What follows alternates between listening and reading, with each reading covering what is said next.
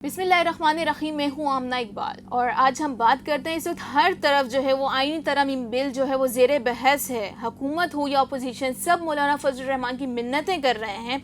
मौलाना agree होते हैं या नहीं, ये बात कबल अज़ वक्त है। ताहम इस मौके पर बिलावल भुट्टो ज़रदारी का मौक़िफ़ सामने आया है कि जिस पर उनका कहना है कि मौलाना फजल रहमान का मानना ज़रूरी है और चीफ जस्टिस मंसूर अली शाह का अगले चीफ जस्टिस होंगे।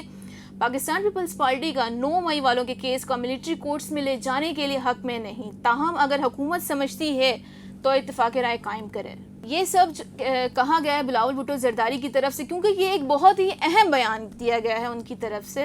इस सब पर आप क्या कहते हैं? मौलाना फजल रहमान की क्या राय होगी? हुकूमत क्या कहती है? क्योंकि नज़र इस वक्त इसी खबर पर चल रही है कि क्या होगा। चीफ जस्टिस मंसूर अली शाह होंगे, मौलाना फजल रहमान की बात मानी जाएगी, उनके क्या ओपिनियन वगैरह होंगे।